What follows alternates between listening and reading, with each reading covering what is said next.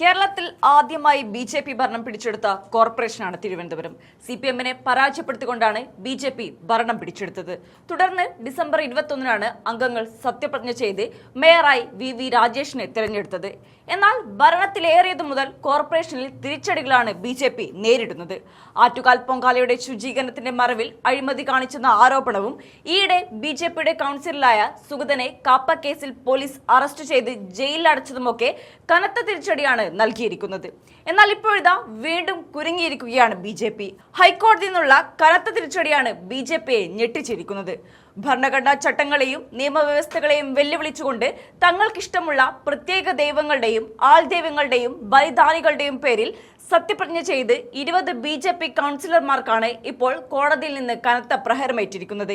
ഈ അംഗങ്ങളുടെ സത്യപ്രതിജ്ഞ പൂർണ്ണമായും അസാധുവാണെന്ന് വ്യക്തമാക്കിയ ഹൈക്കോടതി 4 ആഴ്ചക്കകം ഇവർ നിയമപ്രകാരം വീണ്ടും സത്യപ്രതിജ്ഞ ചെയ്യണമെന്നും കർശനമായി നിർദ്ദേശിച്ചിരിക്കുകയാണ്.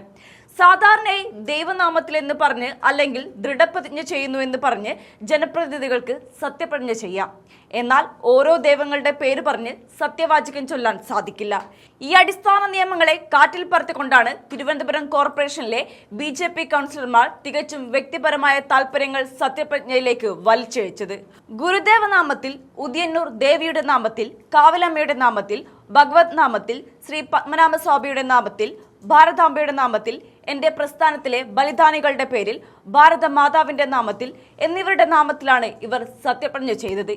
ഇത് ചട്ടലംഘനമാണെന്ന് ചൂണ്ടിക്കാട്ടി CPM കൗൺസിലർ SP ദീപക്കാണ് കോടതിയെ സമീപിച്ചത്. ഭരണഘടനാ ചട്ടങ്ങൾ അനുസരിച്ച് അംഗങ്ങളെ അയോഗ്യരാക്കണമെന്നായിരുന്നു ആവശ്യം. എന്നാൽ ഹൈക്കോടതി സത്യപ്രതിജ്ഞ അസാധുവാക്കി വീണ്ടും സത്യപ്രതിജ്ഞ ചെയ്യാനാണ് ആവശ്യപ്പെട്ടിരിക്കുന്നത്. സത്യപ്രതിജ്ഞ നിയമവിരുദ്ധമാണ് എന്നാണ് ഉത്തരവിൽ കോടതി പറഞ്ഞിരിക്കുന്നത്. ദൈവം എന്നത് ഓരോരുത്തർക്കും പലതായിരിക്കുമെന്നും ഒരാളുടെ ദൈവം ചിലപ്പോൾ ജീവിച്ചിരിക്കുന്ന ആൾ ദൈവങ്ങളാകാമെന്നും കോടതി നിരീക്ഷിച്ചു. അതുകൊണ്ട് തന്നെ ഭരണഘടനാപരമായ പദവികളിലേക്ക് വരുമ്പോൾ തന്നിഷ്ടപ്രകാരമുള്ള പേരുകൾ ഉപയോഗിക്കുന്നത് നിയമലംഘനമാണെന്ന് കോടതി അടിവരയിട്ട് പറഞ്ഞു. അതേസമയം പുതുതായി സത്യപ്രതിജ്ഞ ചെയ്യുന്നതുവരെ കൗൺസിലർമാർ എന്ന നിലയിലുള്ള പ്രവർത്തനങ്ങൾക്ക് അനുമതിയില്ലെന്നും കോടതി ചൂണ്ടിക്കാട്ടുകയുണ്ടായി.